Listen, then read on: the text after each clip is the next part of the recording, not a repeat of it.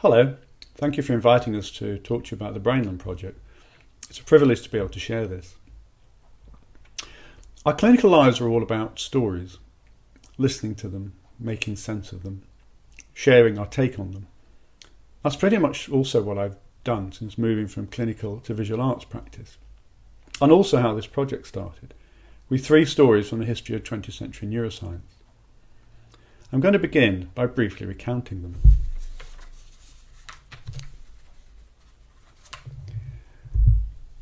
In the 1950s, a British physiologist has just created the most advanced brain investigation tool on the planet, nicknamed Topsy, but has no money left to develop it further. When the US military offered to fund his research, he jumps at the chance.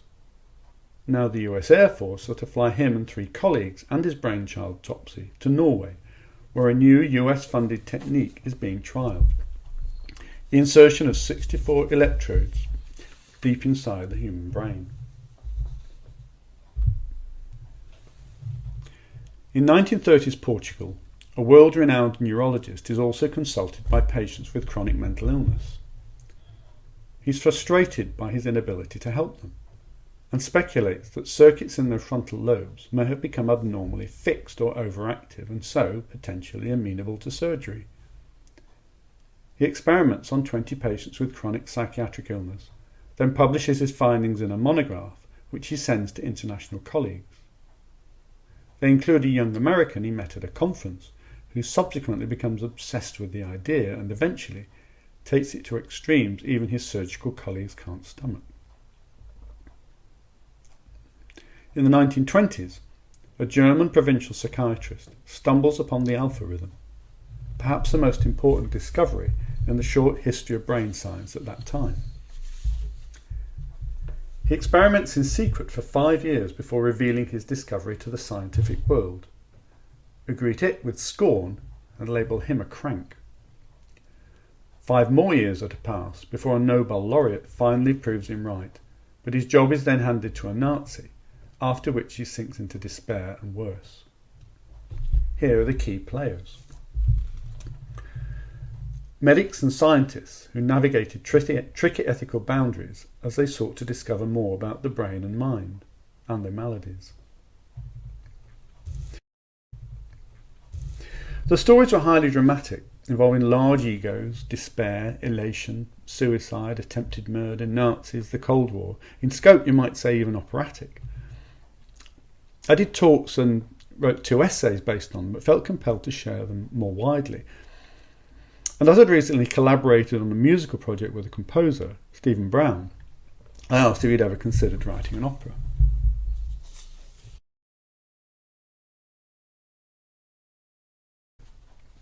Isn't opera the most exclusive, snooty, elitist, expensive and divisive and frankly difficult to realise art form? Well, arguably yes to all those, certainly if you want a lavish production at Covent Garden. But musical theatre takes many forms and is performed in a wide variety of settings, including online. Opera as an art form, believe it or not, also has other things going for it. This is a quote from a recent textbook. From its inception in late 16th century Italy, opera has been a multimodal art form, and each mode deployed has always contributed to its complex of musical, verbal, visual and dramatic meanings. Another authority is more specific. In opera, the promptings of irrational imagination are at their most uninhibited, and the restraints of naturalism at their least intrusive. Symbols, both conscious and unconscious, particularly abound. In other words, in opera the membrane between reality, dream and imagination often becomes porous, and experimental forms are common, which was kind of appealing to a couple of ex-academics and psychiatrists, but strangely and to our knowledge, a psychiatrist had never created one before. In any event, we felt the art form offered great creative and experimental possibilities, and allowed our imaginations free rein in the way we told the stories, and experimented with audience perceptions. Stephen Brown's a musician and composer. My creative work involves some writing, but it's mainly visual art and design. To complete our multidisciplinary team, we therefore needed other skills, specifically a dramatist and a poet. Heather Angus-Leppan is a poet, a working neurologist and a former colleague of Steve. Andrew Platman is a dramatist with whom I collaborated on other projects, including a screenplay. They both agreed to join us. We originally envisaged 3 separate short chamber operas, but Steve came up with a way to fit the 3 stories into a single narrative, so off we set.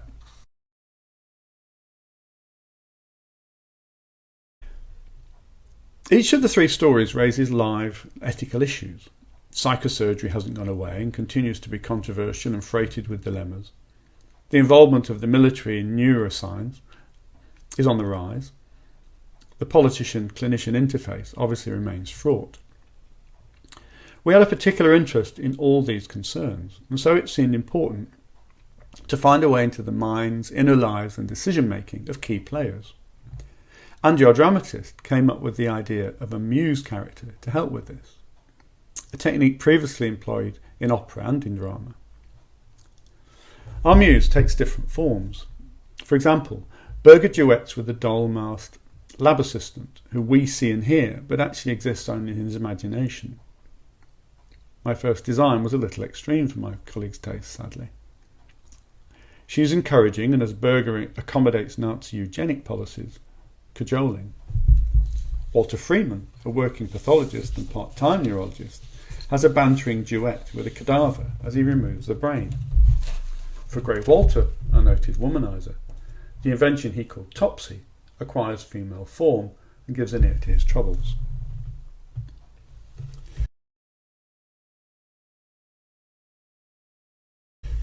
The opera opens in a US Air Force base in Gloucestershire, where Grey Walter, Topsy and 3 colleagues await a fog-delayed flight to Oslo. Their conversation leads into the other stories, told in retrospect with the help of a narrator. We decided to vary the style of text, music and staging in the 3 storylines, in part to act as a navigation aid for the audience. The action in the opera moves about in time and space, shifting between the 3 stories. The Topsy Grey Walter story, for example, is rhymed and in the form of a light operetta. Think Cold War sci-fi meets Gilbert and Sullivan. Berger's story is darker and more serious, inspired by German expressionism and the music of the period. Monitz and Freeman get a more gothic and at times atonal treatment. The libretto is based closely on accounts of actual historical events, but also includes quotations from the literature of the period. The rationale that Monitz sings of is a paraphrase of his own account. Freeman's cadaver muse throws criticisms at him that were voiced at the time. Berger's self-doubts come from his private journals.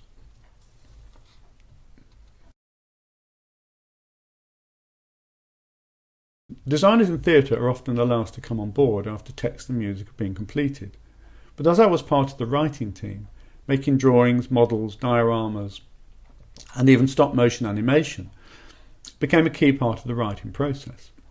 Away to workshop in particular, there were various experiments, those departures from naturalism. Berger's first experimental subject, for example, is represented by an enlarged head, the part that really interested him. Monitz's leucotomy operations could be staged as they happened, as a quiet operating theatre scene, or in the manner in which they're generally viewed by posterity, patients wearing masks in the style of Greek tragedy, their surgery turned into a mythic and horrifying dance. Freeman's first office-based ice pick operation, by contrast, with or without enlarged heads, requires no exaggerated effects to be horrifying. These departures from naturalism are not just arty affectations, but a way to experiment with audience perceptions and add layers to the storytelling. In some cases, even placing the audience behind the eyes of the protagonists. For example, when in the 1930s Monitz appeals to his psychiatric alienist colleague for surgical subjects, through Monitz's stigmatising gaze, we could see him as an actual alien. Finally, we also include stop-motion animation in the opera proper to present otherwise complex clinical information. A future online version may also include some scenes animated in full. I'll now hand over to Stephen Brown to talk about creating the music and what's to become of Brainland now that it's completed.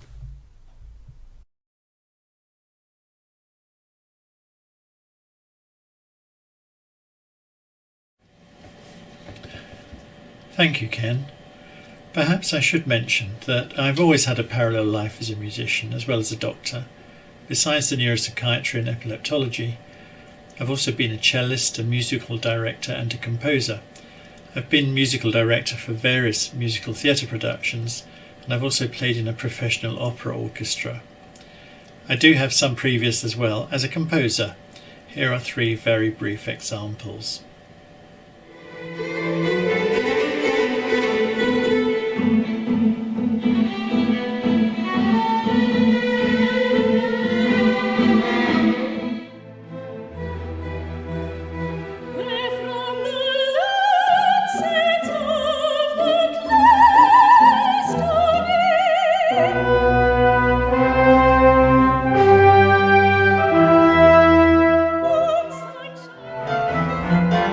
Humming and creaking, the car down the street lumbered and lurched through thunderous gloam.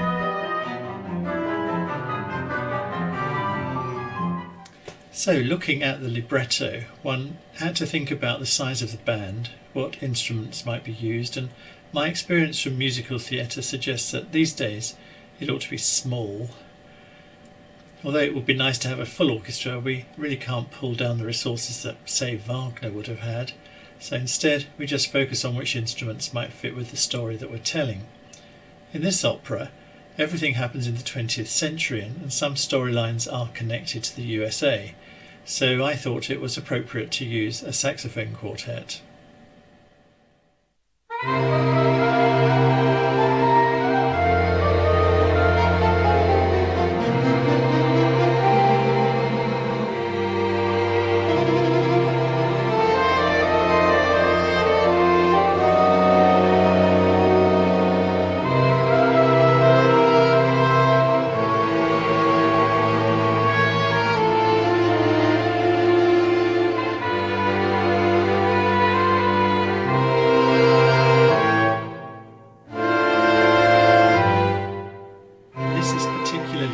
Because many saxophone players can also double flute and/or clarinet.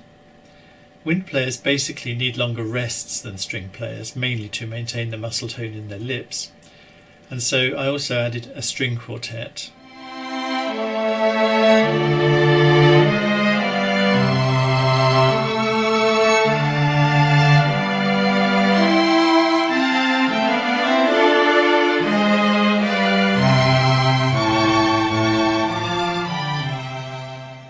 I thought at first that all the rest could be covered by one other player with an electronic keyboard, because that can be, according to circumstances, a harp, a harpsichord, a glockenspiel, a xylophone and of course a piano.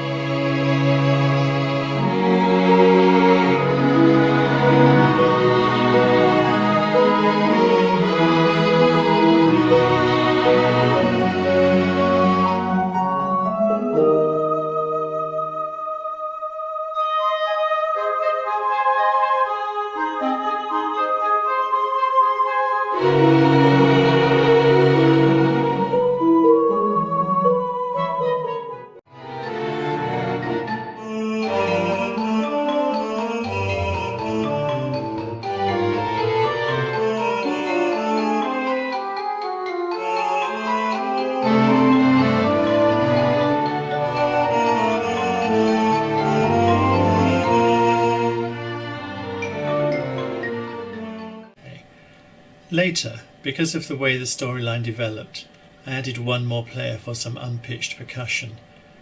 And once we got into that, I decided that person could also control some sound effects, such as the gunshots at the end of Act 1 and the dog bark. Now, whenever Pavlov's name is mentioned, a dog barks.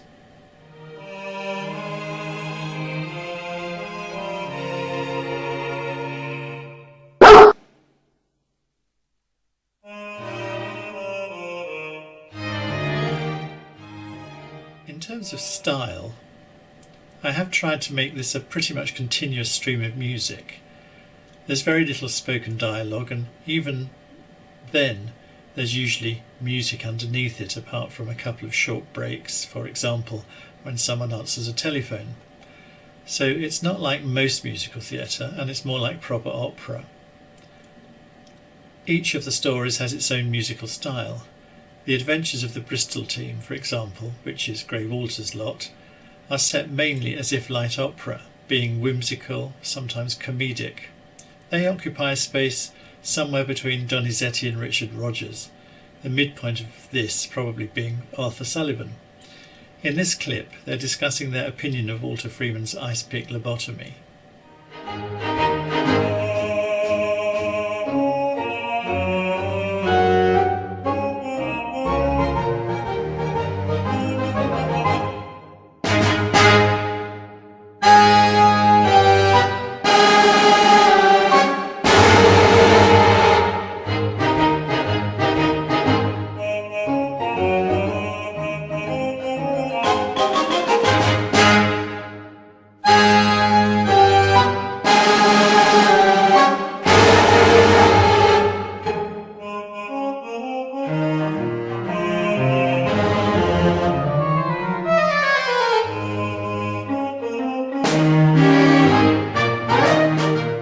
The story of Hans Berger discovering the alpha rhythm of the EEG while working in a provincial psychiatric facility in Jena is very interesting. He appears in both the first and the second acts. In the first act, he discovers the alpha rhythm, while in the second act, we see that he takes years to get the recognition he deserves. But unfortunately, this coincides with the Nazis coming to power in Germany, and he was dragged into a dubious relationship with the Nazis and eventually killed himself. Musically, the one significant melody that I borrowed is from a traditional folk song of this area in Germany where Berger lived and worked, and which was also briefly quoted by Brahms in the Academic Festival Overture. Here it becomes Berger's tune.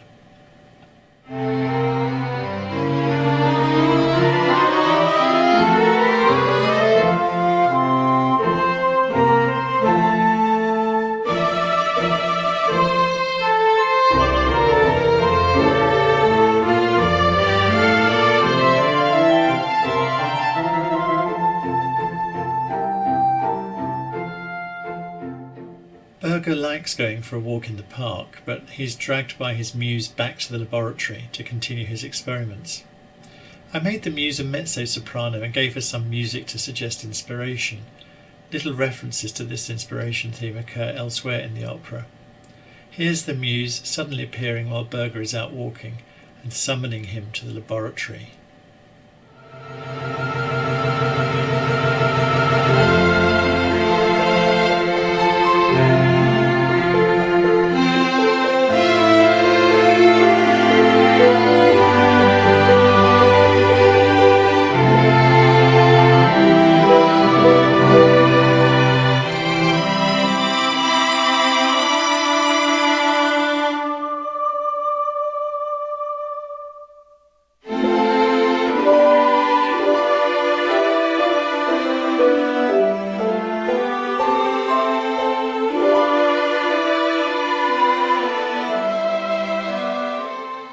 When I came to write the sequence where the alpha rhythm is discovered, I wanted to reflect that this was originally described as being at 10 cycles per second. Of course, we now allow a wider margin for this, but the brain's basic background rhythm, nevertheless, is about 10 cycles per second. It's therefore written in the opera in 5/4 time, because there are then 10 quavers to the bar pulsing away, though not, of course, at 1 bar per second. I added in a few blips and squeaks to suggest the electronic instrumentation.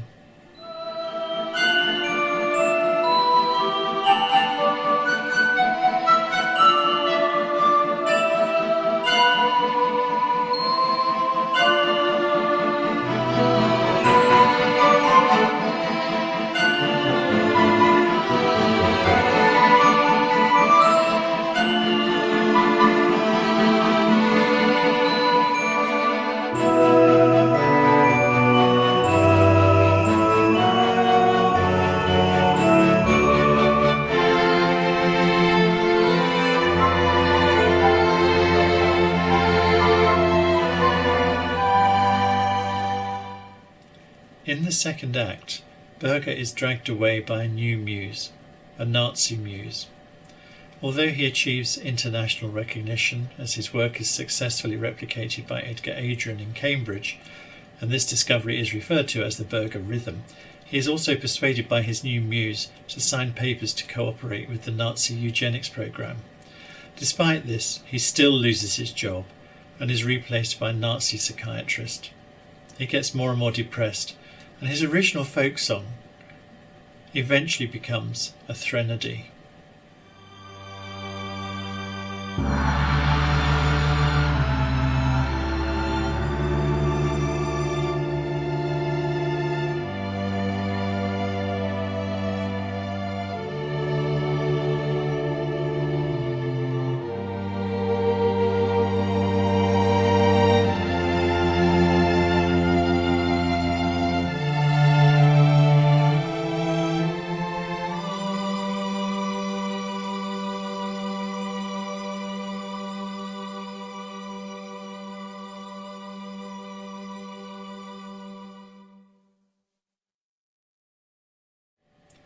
These muses, whether it's Topsy the Toposcope or Berger's muse or Walter Freeman's muse, which is a cadaver, may also be regarded as internal objects, and applying object relations theory will also evoke a Kleinian observation, for Berger, of course, has both a good muse and a bad muse. Now, if we turn to the psychosurgery storylines, the first of these takes place in Lisbon, and I was asked to write something that might be compatible with Portugal, so I came up with this for that Nobel Prize winner with a toupee that I always thought was called Igas Monitz, but I later discovered is properly pronounced more like Igas Monish. When I found out that, I had to go back and rewrite some passages so that the accented syllables fell on the right beat of the bar. Anyway, here's Monish's tune, which I call a pseudo-fado.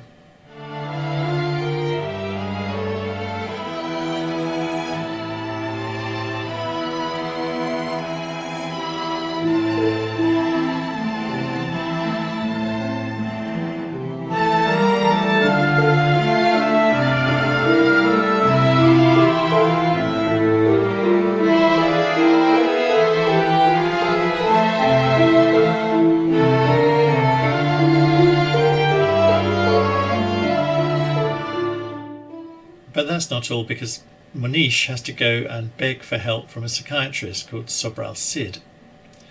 Monish sings a pleading aria to Cid, who has his back to the audience, but when he turns round, the librettist decided that this alienist should look like an actual alien. To add to the weirdness, I decided to cast him as a countertenor.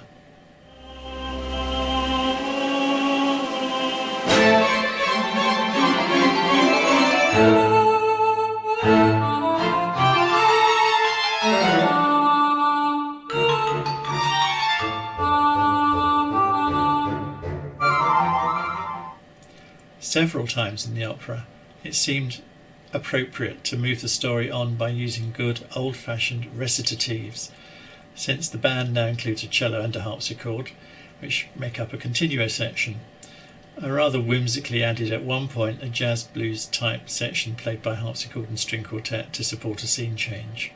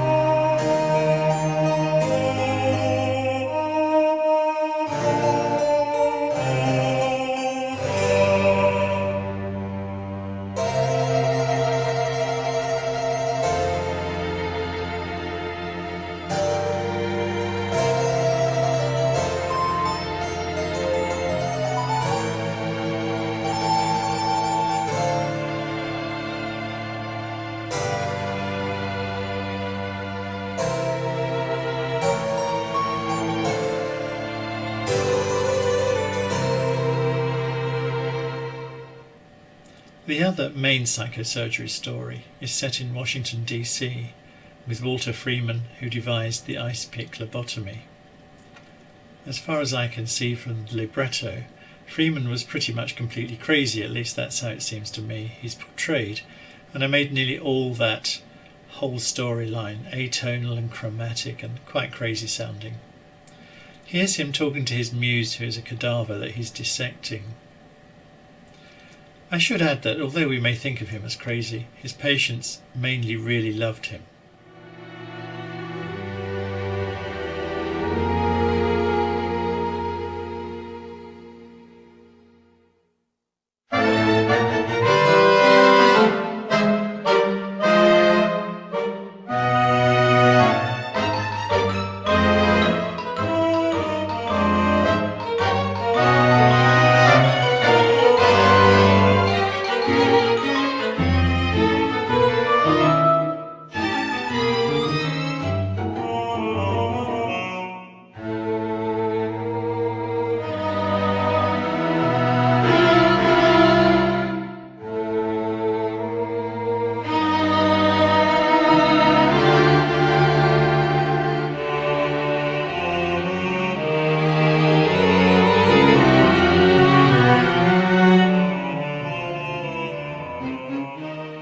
The framing narrative revolves around the Bristol team waiting at the airport to be flown by the Americans to Norway to study some techniques and carry out some experiments. The other stories are told as flashbacks. Why Norway? Well, some of what their paymasters, who are implied to be the CIA, want them to do might be regarded as ethically dubious in the US or the UK, but they note in an aria that Norwegian patients never sue. In a closing chorus, which is very much grounded in musical theatre, they sing that they don't really have any scruples about who funds their research, but you can't help wondering how much they're being compromised, for while they sing, though they may pay the piper, we compose the tune, they also sing, we are the whores of brain science, psychonautics is our game. I think the lyrics are obviously a bit cynical, and it does make me wonder anyway about the nature of scientific research and endeavour.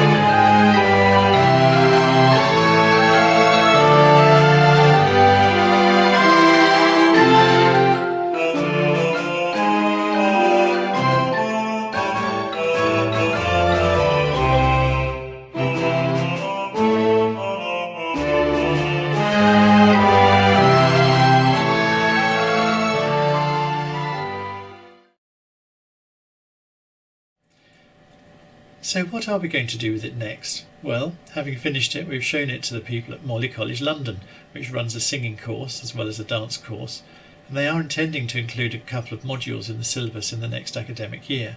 This will depend on how many students they get enrolled and so on, and singing courses and events do have particular problems in the context of the pandemic at the moment.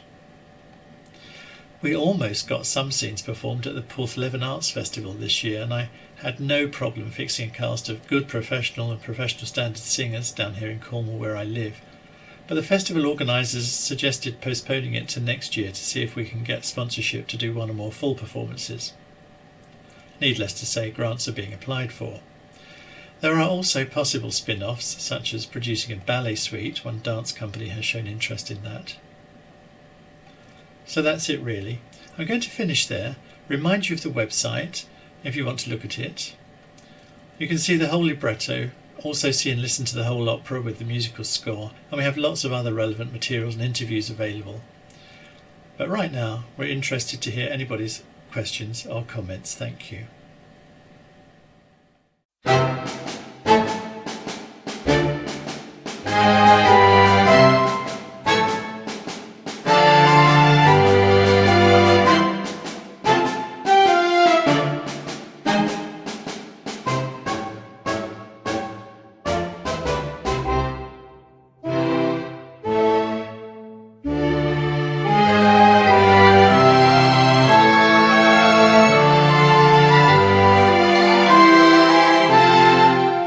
you.